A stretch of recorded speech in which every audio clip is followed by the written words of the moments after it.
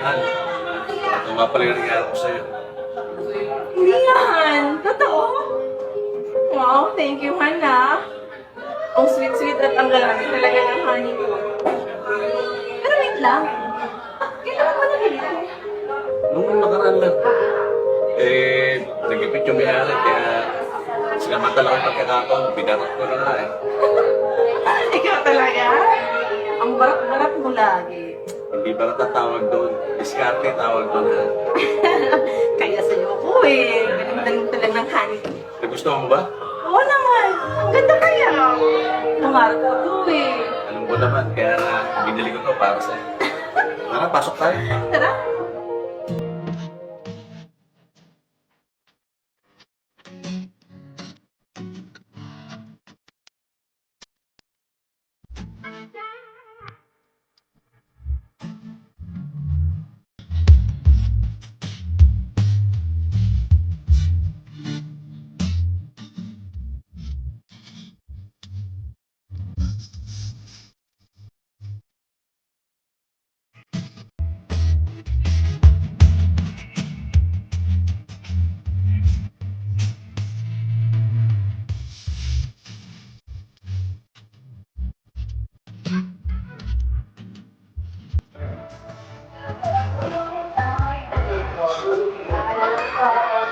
Sir, good evening. Sir, long time no see ah.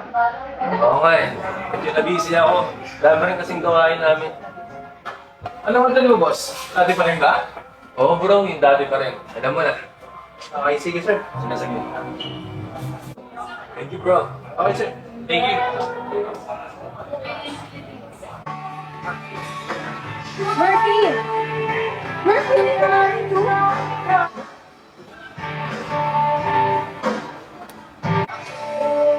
Bakit po ma'am? Bakit parang may ex-convict dun sa dulo? Saan po ma'am? Bobo! Yung kausap mo na customer, yung may maraming tattoo. Ayaw po po ma'am. Sorry po, si Sir Ian po yun. Yung regular customer po natin.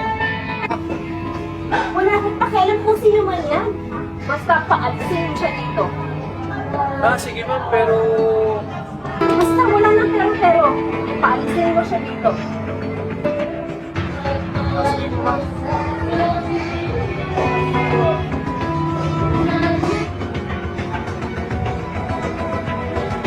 Boss, pwede sila. Sabi ko daw mo hindi daw namin pwede na kumain dito. Bakit naman? Bakit naman ako?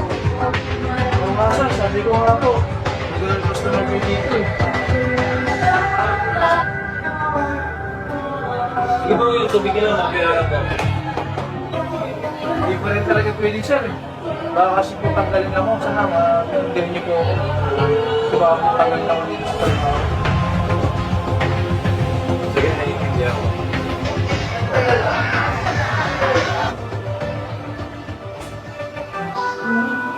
Ano nangyari dito? Bakit nakasumawat ka? Ano nangyari siya? Eh kasi, may mas mga tao na nakapasok sa restaurant ko. Nasaan? Nasaan? Nandun sa dulo. Nakakatakot yung mga ganyan. Baka bigla na lang pumatay ng tao. Sa tabi pa lang niya. Parang galing sa tulungan. Eh bakit pa inahayaan nyo kasi makapasok yung mga ganyan dito? Eh kasi sabi kasi ni Murphy, regular guest daw yun dito. Wala akong pake. Dahil siya pa yung pinakaunang-unahang customer dito. Kahit paano niyo pa siya, wala akong pake na.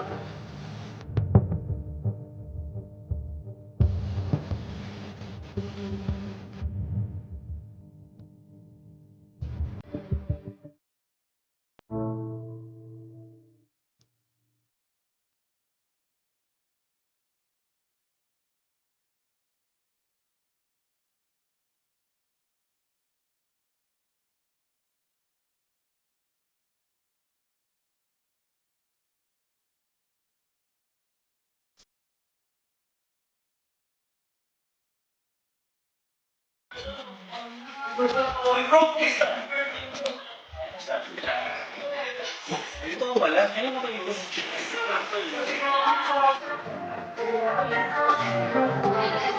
Murphy, halina nga dito. Bakit po, ma'am? Akala ko ba wala nga sa kanya yan? Ba't nandiyan ka naman? Ay, sorry po, ma'am. Sige po, sabihan ko na lang po siya.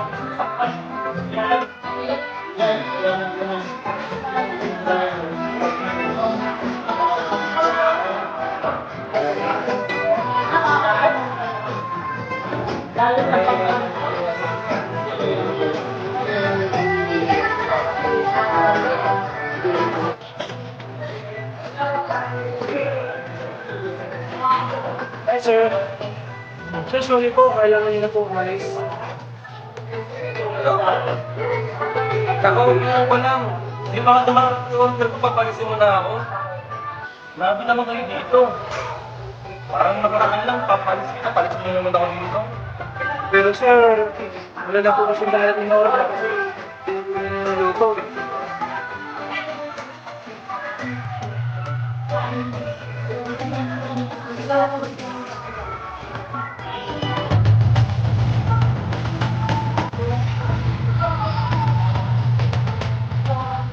Wala akong pakialam.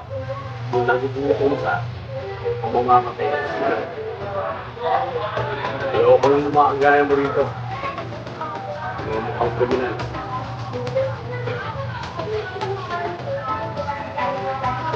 Alas ka na rito sa restaurant na to. Malas ang negosyo ko eh.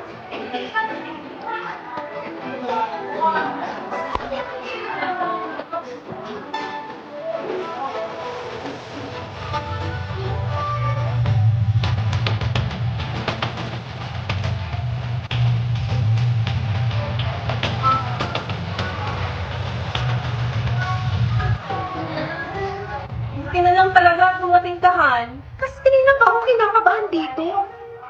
Kasi parang gagawa ng masama yung tao na yun. Kaya mo, Ann. Hindi yung makakabalik dito sa restaurant. Hay nako, dapat lang. Ayun. Asa mo yung si Murphy?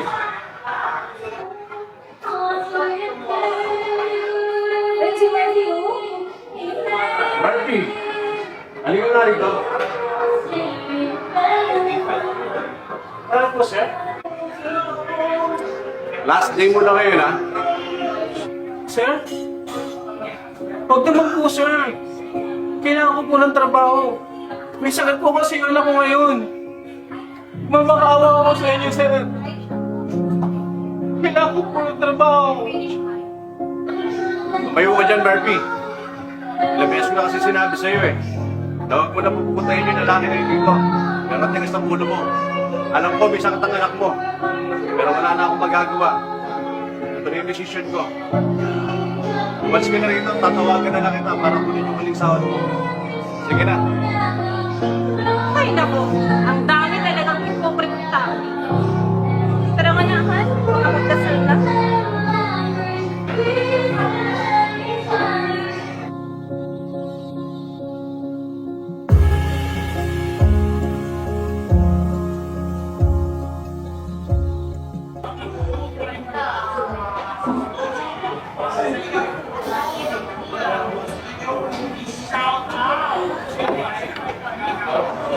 Gusto na negosyo.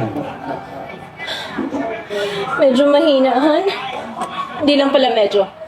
Sobrang hina. Ano nangyari? Samantalang ang lakas-lakas naman natin ng mga nakaraan. Pag pinagpatuloy pa natin to, malulugi tayo. Ayoko mawalan tayo ng pera, Han. Paano gagawin natin ito? Kasi ganito na lang. Labag ba sa kalooban? Dahil regalo ko sa iyo yung restaurant na to. Pero sa tingin ko, kailangan na natin ibenta ito. Pero ng doble. Para kahit pa paano may kitain pa na tayo. Okay, sige. Maghahanap ako ng bibili.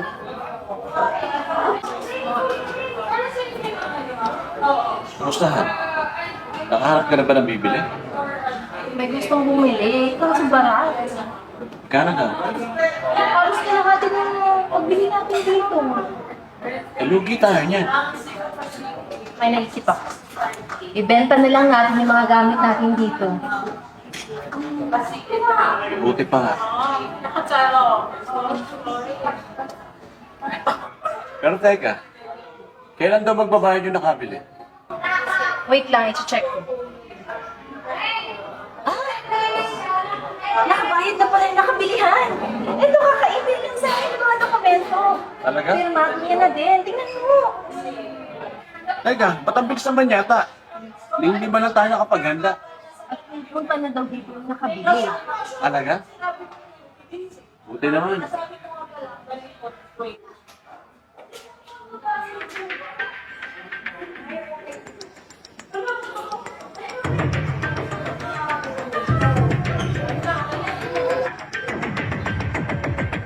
Nandito ka na naman?